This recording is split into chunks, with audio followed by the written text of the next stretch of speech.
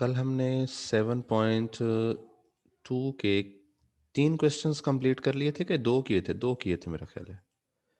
हाँ जी। 2 किए थे दो सर। थे दो। हाँ, चलिए जी, क्वेश्चन नंबर 3 से अब सिलसिला शुरू करते हैं। अहम सवाल है 3 के दोनों parts.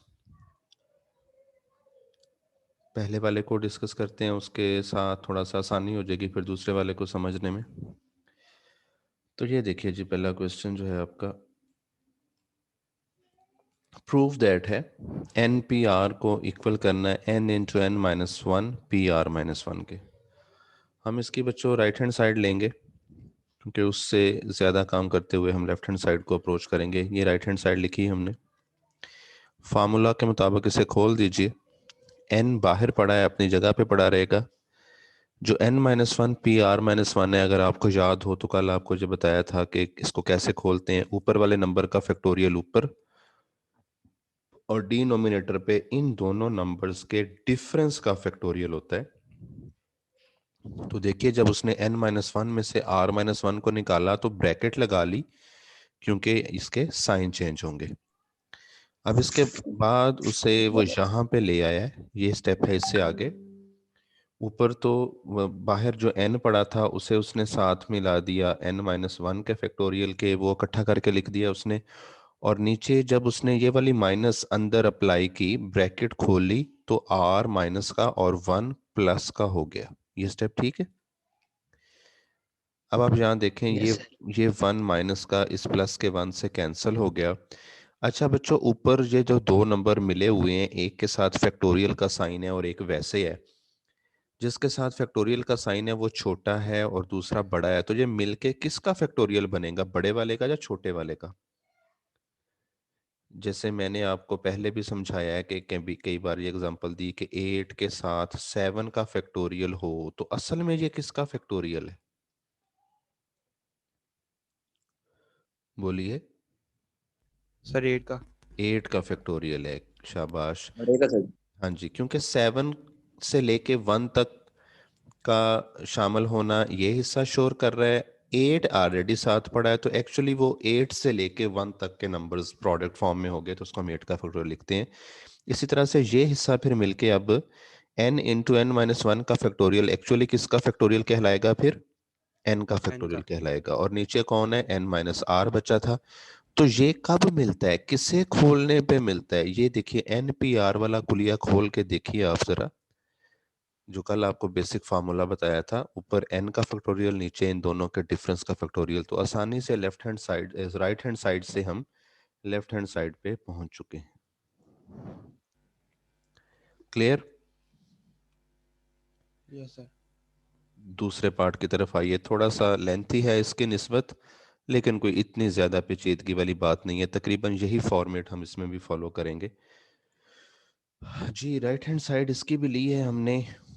n minus one P R plus r into N minus one P R minus one. तो बच्चों, दोनों हिस्सों को लहदा-लहदा खोल लिया अपने अपने फार्मूलाज के मुताबिक। ये स्टेप जरा गौर से देखिए, क्लियर हो गया कैसे खुलना है इसने। उससे अगले स्टेप में उसने थोड़ी सी सिंप्लीफिकेशन की है। क्या सिंप्लीफाई किया? ये हिस्सा माइनस को अंदर भेजने का अमल उसने बस दिखाया है कि वो 1 जो है वो माइनस के बजाय प्लस का हो गया। जी, इतना मुझे बता दें, ठीक है? कोई मुश्किल बात तो नहीं इसमें? ठीक है सर जी। सही हो गया। अब जरा मुझे थोड़ा सा सोच के बताना, फरहान, चले आप ही बताओ बेटा, ये जो डिनोमिनेटर पे है ना, n माइनस आर का फैक्टोरियल इस हिस्से के पास है और इस हिस्से के पास है n minus R minus one का फैक्टोरियल। तो मुझे ये बताइए फरहान के n माइनस आर और n minus R minus one में से बड़ा नंबर कौन सा है? N minus R. n minus R बड़ा है, क्योंकि उसमें से और 1 निकालेंगे तो उससे छोटा हो जाएगा। अच्छा, हमारी ये प्रैक्टिस रही है कि जब हम बड़े नंबर के फैक्टोरियल को खोल लें तो उसमें उससे छोटा हिस्सा नजर आ जाता है। तो इसलिए इस हिस्से को कुछ नहीं कहा, एज इट इज पड़ा है। और जो ये हिस्सा है इसे थोड़ा सा तोड़ा। बात डिनोमिनेटर पे हो रही है, मैं इशारा दे रहा हूं आपको। तो n माइनस आर के फैक्टोरियल को खोलने का अमल क्या है? पहले n माइनस आर लिखिए, फिर उससे और छोटा नंबर लिखिए, और अगर उससे और छोटा नहीं लिखना चाहते तो इसके साथ फैक्टोरियल की अलामत लगा के उस अमल को यहीं पे रोक दें। क्या ख्याल है? पिक कर रहे हो आप लोग? Aman, Furqan, Shahriyar, yes sir. Yes sir. सबको समझ आ गई है बात जी? Yes sir. यस। ठीक है। ये बेटा जी मैं थोड़ा सा इस पेज से जो राइटिंग है वो क्लियर करूं, ताकि अब ये किया क्यों है? ये किया इसलिए कि हम देखना चाह रहे हैं कॉमन क्या क्या है। तो नीचे में ये हिस्सा कॉमन नजर आ गया, ऊपर ये हिस्सा कॉमन नजर आ गया। इसे अब इस स्टेप में आइए और देखिए, ये कॉमन निकाल लिया हमने। ऊपर से n-1 का फैक्टोरियल और नीचे से n-r-1 का फैक्टोरियल हमने कॉमन ले लिया। ठीक है बच्चों, ये बात समझ आ गई है? इसके कॉमन लेने से अंदर क्या बचा? यहाँ पे 1 बचा, और यहाँ पे एक तो ये बाहर जो r पड़ा था वो बच गया, और नीचे n-r रह गया। चेक कीजिए जरा तसल्ली से इस बात को। जी सर। ठीक है। फिर ये जो ब्रैकेट के अंदर का हिस्सा है, इसका हम लेने लगे हैं अब एलसीएम।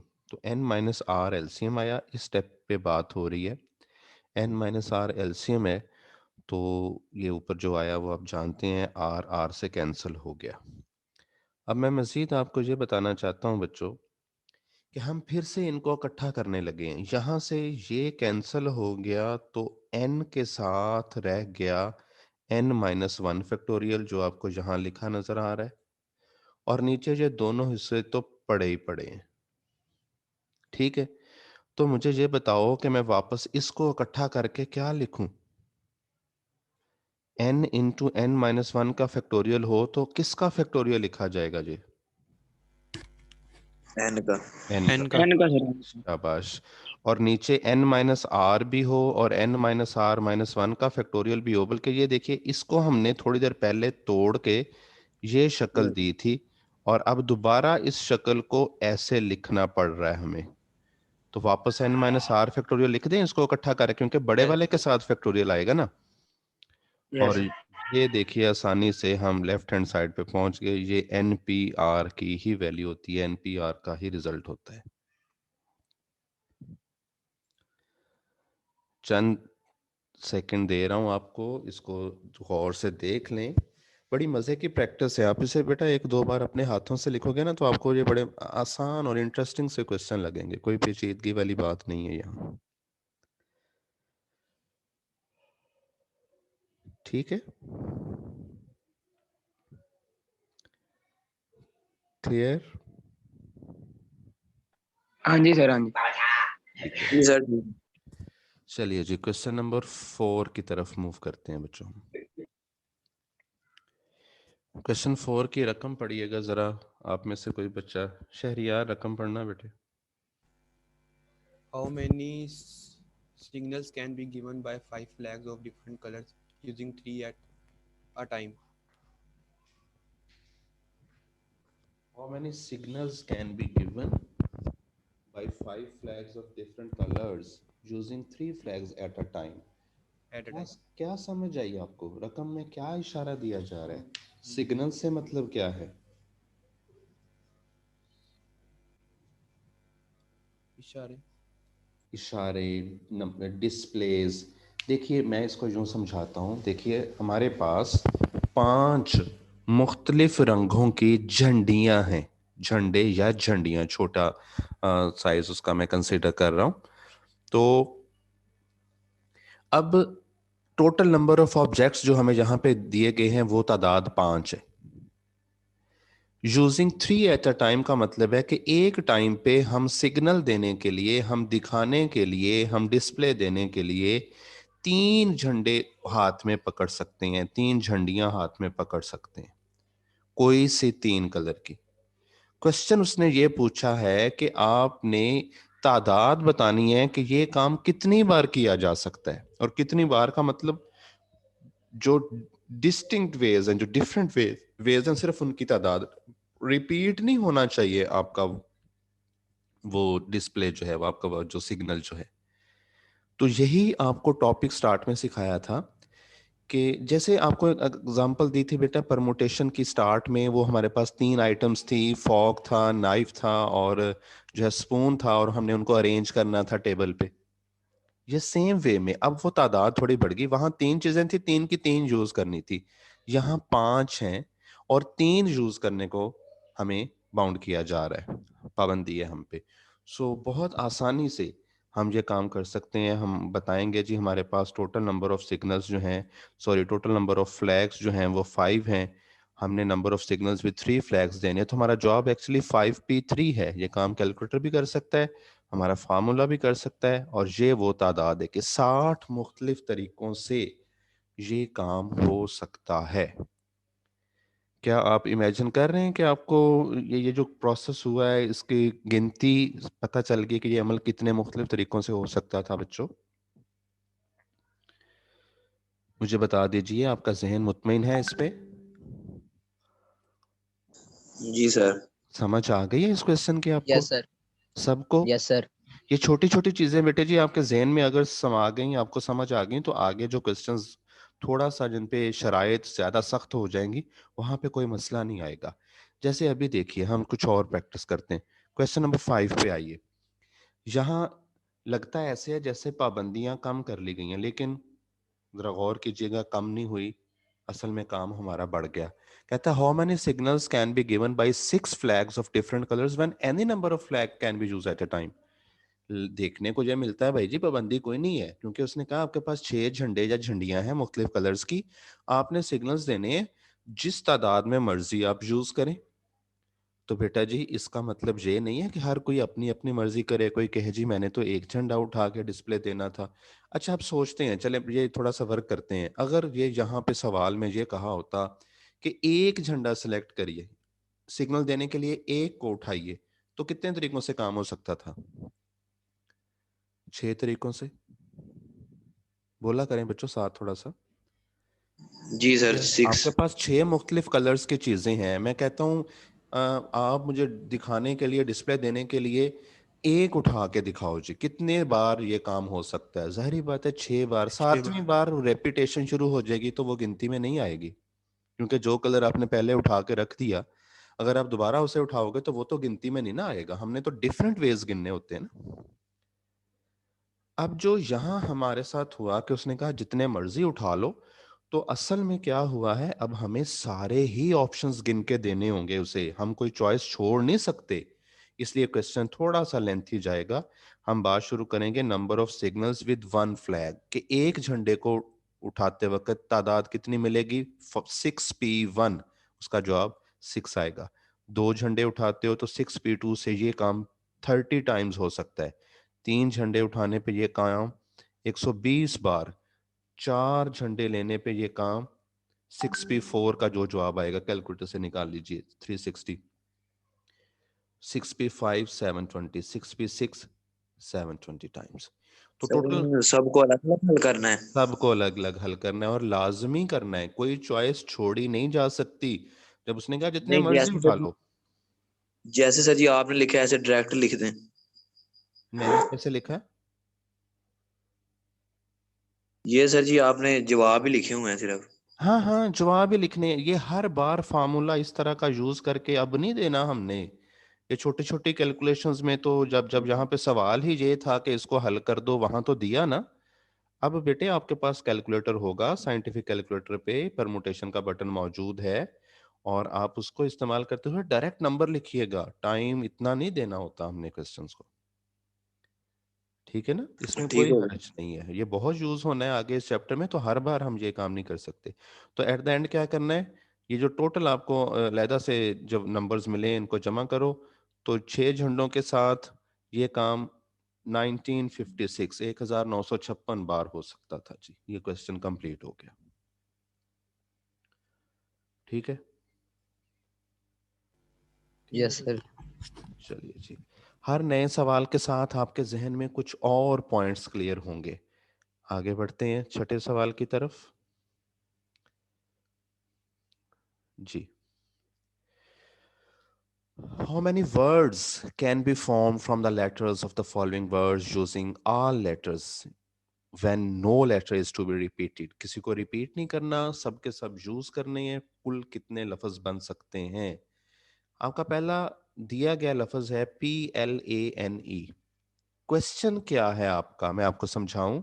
वो जो चाहता है आप इनको शफल करवाओ, आप इनकी जगह बदलो इन लेटर्स की। और ये कितनी है? 1 2 3 4 5 हरफ है आपके पास पहले पार्ट में।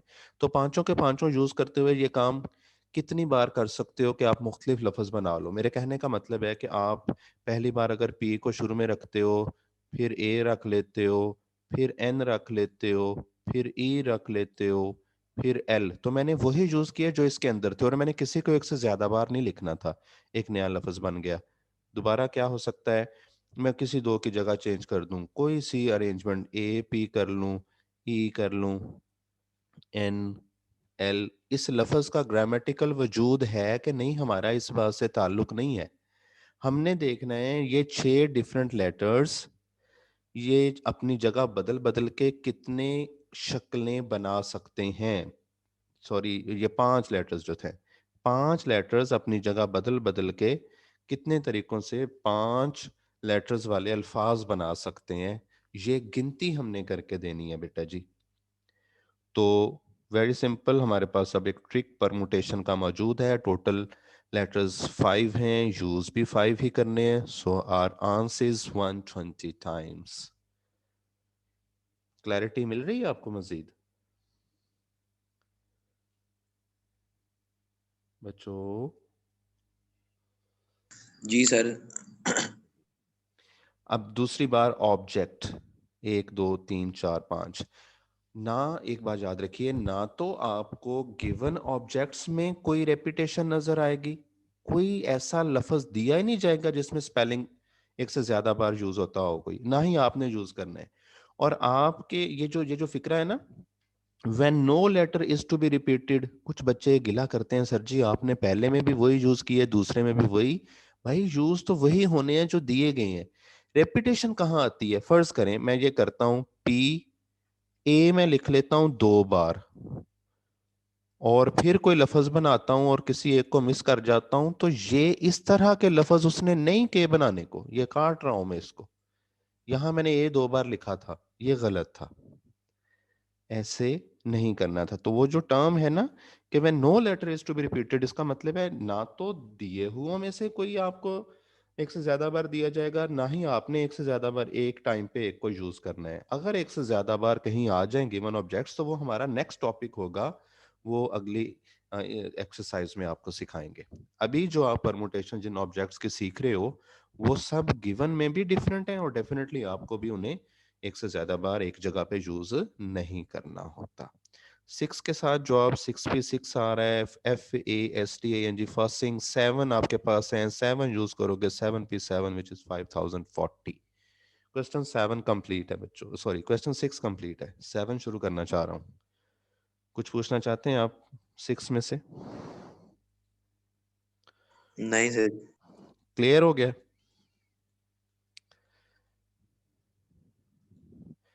चलिए जी 7 पे आइए। How many 3 digit numbers can be formed by using each one of the digit 2 3 5 7 9 only once? Given digits कितने हैं बच्चों? 2 3 5 7 9, 5। यू नंबर कितने हिंसी बनाना है? 3 हिंसी। टोटल 5 है, यूज 3 करने हैं। 5P3 60 आंस, काम खत्म। ठीक है,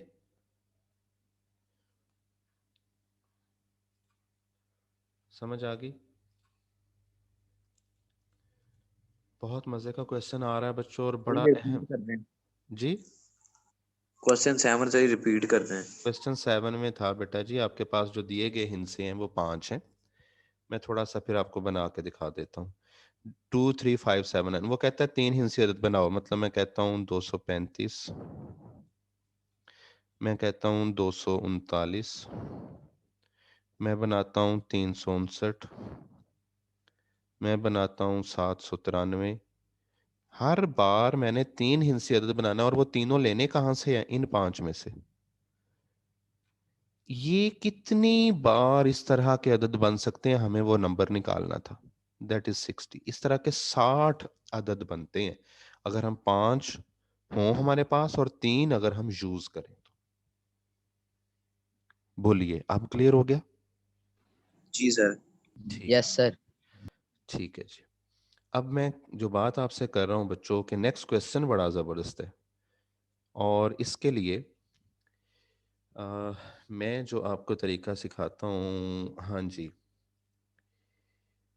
2 तरीके दोनों ही इसने कर दिए, जबरदस्त हो गया, तो सही समझ आ जाएगी जी हमें। बेटा क्वेश्चन बड़ा अहम है और ये सर जी हमारे नहीं है। हो या ना हो, ये क्वेश्चन करने से ये टॉपिक कंट्रोल में आ सकता है, परमुटेशन की समझ आ जाएगी हमें, आपको समझना इसे लाजम। स्मार्ट सिलेबस अलहदा बात है, इसको समझिए ध्यान से। इसके साथ बहुत सारे और क्वेश्चंस और बहुत सारे जो क्वेश्चंस है माइंड में वो क्लियर होते हैं जी। Find the numbers greater than 23,000 that can be formed from the digits 1 2 3 5 6 without repeating any digit। पहले सिर्फ सवाल को समझिए। कहता है 23,000 से बड़े नंबर बनाओ, उनकी तादाद बताओ। और ये देखिए 23,000 का नंबर बेटा कितने हिस्सों पर मुश्तमिल होता है? 5 हिस्सों पर मुश्तमिल होता है। हम इसे 5 डिजिट नंबर कहते हैं और हमें दिए भी यही 5 है। ये 5 है, इनको यूज करना है। अच्छा देखिए जी, मैं अभी ना इसकी पाबंदी नहीं कंसीडर कर रहा, मैं इन पांचों की जगह बदल बदल के देखता हूँ। 1 3 5 6 मेरा नंबर बना 12,356। एक और कोशिश करता हूँ, इस बार जगह बदल के 23561 लिख रहा हूँ। इस बार मेरा नंबर कैसा बना? 32,561। नेक्स्ट टाइम एक और एफर्ट आ रही है जी, 25613। मैं वही 5 यूज कर रहा हूँ ना बेटा जो रकम में दिए हुए थे। इस बार मेरा नंबर कैसा बना है? 25,613। अब ये जो नंबर बनाने का सिलसिला मैंने जारी किया कि 5 थे, पांचों यूज कर रहा हूँ, जगह बदलवा रहा हूँ, बार बार इधर उधर कर रहा हूँ उनको। अब उसमें क्या हुआ कि कुछ नंबर, ये जो 12,356 है, ये नंबर कैसा है? ये 23,000 से वैल्यू में छोटा है। और 32,561 वाला 23,000 से बड़ा है। 25,613 वाला ये भी 23,000 से बड़ा है। तो अब आपको बात समझ आई होगी कि एक्चुअली हमने किन नंबर्स पे बात करनी थी। हमने अगर पांचों के पांचों यूज करते हैं ना बेटा हम नंबर, तो हमारे कुछ नंबर 23,000 से वैल्यू में बड़े होंगे और कुछ 23,000 से वैल्यू में छोटे होंगे। हमें 23,000 से बड़े वालों की तादाद पूछी गई है। ये जो हम बात कर रहे थे और कुछ नंबर बना रहे थे और बगैर ख्याल किए कि नंबर कैसा बनेगा, 23,000 से बड़ा बनेगा या छोटा बनेगा, ये सिलसिला कितनी बार हो सकता था? ये टोटल 120 है। इस तरह के सवाल आप पीछे कर चुके हो। जब पाबंदी ना लगे, 5 इनसे दिए जाएं, वो कहे 5 के 5 यूज करो, तो वो काम 120 बार होगा ना, क्योंकि 5p5 का जवाब 120 आता है। अब ये तो बिल्कुल वाज़ेह है कि जो हमें तादाद पूछी जा रही है ना, वो इस 120 में से ही कुछ होंगे, क्योंकि 120 है total 5 digit numbers using these 5 digits 1 2 3 5 6। इसमें से कुछ 23,000 से बड़े होंगे, बाकी जाहिर बात है 23,000 से छोटे होंगे। अब इस सवाल को हल करने का एक तरीका ये है, जिसे हम इनडायरेक्ट वे कहते हैं, कि हमें जब टोटल तादाद पता चल गई है तो हम 23,000 से छोटे नंबरों की गिनती कर लेते हैं। वो इसलिए मशवरा दे रहा हूं कि वो थोड़े हैं तादाद में, उनको समझना थोड़ा सा आसान है।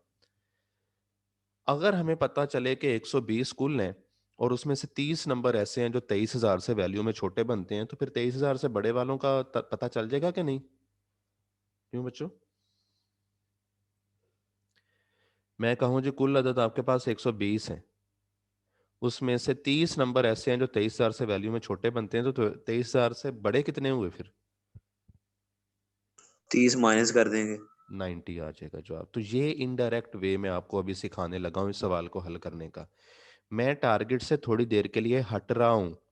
23,000 से बड़े नंबर ढूंढने थे, लेकिन मैं किनकी गिनती करने लगा हूं पहले? जो 23,000 से छोटे हैं। ये चेक करो, numbers less than 23,000 will be as, उनकी शक्ल कैसे होगी। ये पहली शक्ल हमारे सामने रखी गई है कि अगर आप नंबर्स की जगह डिसाइड करते वक्त 1 को पहले नंबर पे कर दो फिक्स, बाकी 4 खाने छोड़ो खुले। बाकी 4 खाने खुले छोड़ने का मतलब है बाकी 4 नंबरों में से कोई भी कहीं पे भी आ सकता है। तो नंबर आपका हर बार 23,000 से जरूर छोटा बनेगा, क्योंकि यहां पे अगर फर्ज किया 6 भी आ जाए तो आपका नंबर 16,000 समथिंग बनेगा, 23,000 से छोटा रहेगा। अब इस फॉर्मेट में एक चीज सीखिए कि जब आप किसी नंबर की जगह फिक्स कर देते हो ना, तो उसे गिनती में शामिल नहीं करते। गिनती में शामिल उनको करना होता है जो शफल कर रहे हो। गिनती में शामिल किसे करना होता है? जो शफल कर रहे हो। तो शफल करने वाले कितने हैं? 4 हैं। 4 नंबर, 4 खाली जगह कितने तरीकों से फिल करेंगे? 4p4 which is 24 times. तो ये वाले फॉर्मेट के जो नंबर्स हैं ये 24 हैं। कुछ समझ आई है? इसमें कौन कौन से नंबर आ गए? इसमें 12,000 समथिंग वाले भी आ गए, इसमें 13,000 समथिंग वाले भी आ गए, इसमें 15,000 समथिंग वाले भी आ गए, इसमें 16,000 समथिंग वाले भी आ गए। उन सब की गिनती की है तो ये 24 है। समझ आ गई बात बेटा? जी सर। ठीक है। अब दूसरी बार क्या करते हैं हम? 2 को फिक्स कर देते हैं। 2 को शुरू में अगर फिक्स करें तो खतरा ये है कि अगर यहां पे 6 आ गया, या अगर यहां पे 5 आ गया, या इवन यहां पे 3 भी आ गया, तो नंबर 23,000 से बड़ा हो जाएगा। इसलिए हम क्या करते हैं कि हम 2 के साथ 1 को भी फिक्स कर देते हैं। 2 नंबरों की ड्यूटी लगा दी भाई, आपने पहली जगह पे रहना है। और 3 खाने छोड़ देते हैं खाली। जब 2 फिक्स हो गए हैं, जो फिक्स हो जाए उनको गिनती में शामिल नहीं करते। जो जगह खाली है वो 3 है, नंबर भी जहां 3 आने हैं। तो 3 नंबर, 3 खाली जगह कितने तरीकों से फिल करेंगे? 3p3 यानी कि 6। तो ये 6 तरीके ये वाले हो गए। इसमें किस किस तरह के नंबर आए? 21,300 समथिंग, 21,500 समथिंग, 21,600 समथिंग, और हर बार नंबर 23,000 से छोटा रहा। तो बच्चों क्या ख्याल है, कोई नंबर गिनती वाला रह तो नहीं गया जो 23,000 से छोटा हो? आपको कोई लगता हो कि सर ये नंबर आपने नहीं शामिल किया अभी बात में? नहीं सर। कोई और बच्चा जी? फरहान, अमन? नहीं सर जी। पक्का एग्री करते हैं आप इस बात से? Yes sir. शहरियार ओके है बेटा? Yes sir. तो 23,000 से छोटे नंबर हमने गिने, वो 24 प्लस 6 यानी कि 30 बने। तो इसका मतलब है फिर 23,000 से बड़े कितने हुए? वो कुल 120 थे, उनमें से वो 30 निकाल दिए जो छोटे थे, तो 90 वो हैं जो बड़े हैं। इस तरीके से सवाल को करने से ये फायदा हुआ कि पेपर में अगर वो आपसे 23,000 से छोटे नंबर पूछ लेता है तो भी आपको सवाल करना आ गया, और 23,000 से बड़े अगर वो पूछ रहा है तो भी आपको सवाल करना आ गया। ये जो दूसरा मेथड है इसमें उसने डायरेक्ट अप्रोच किया है 23,000 से बड़े नंबर्स को। अगर आपको इसकी समझ आ गई है तो फिर हम इसे कंसिडर नहीं करते। ये गलत नहीं है, लेकिन हम इस पे फिर बात नहीं कर रहे। सही समझा दें फिर भी। अब फिर नंबर 23,000 से बड़े लेने हैं ना अगर आपने डायरेक्टली बेटा, तो फिर आपको पहले नंबर पे 2 को और दूसरे पे 3 को फिक्स करना पड़ेगा। अगर पहले नंबर पे 2 रखते हो तो दूसरे में साथ 3, 5 और 6 फिक्स करने पड़ेंगे। तो इनकी गिनती अलहदा, इनकी गिनती अलहदा, इनकी गिनती अलहदा। ये 6 6 6 3 बार ये मिल गए। जब आप 3 को ही पहले नंबर पे लगा देते हो तो साथ किसी और को फिक्स करने की जरूरत नहीं, क्योंकि नंबर आपका हर हाल में 23,000 से बढ़ा ही जाएगा, क्योंकि शुरू में आपने 3 को फिक्स किया हुआ है। तो 24 ये आ गए। फिर अगली बार आप 5 को फिक्स करते हो, 24 ये आ गए। फिर अगली बार आप 6 को फिक्स करते हो, 24। तो इन सबको इकट्ठे करें तो ये वही 90 बनता है। लेकिन आप इस आइडिया को ज़हन में रखें जो मैंने पहले आपको समझाया। जी, क्या समझ आई है? कोई सवाल है आपके जहनों में कि ये टॉपिक पे आपको ये इशू आ रहे हैं। इस क्वेश्चन के साथ क्लैरिटी तो हो जाती है काफ़ी चीज़ों की, फिर भी अगर कोई है तो मुझे बताइए। जी बच्चों,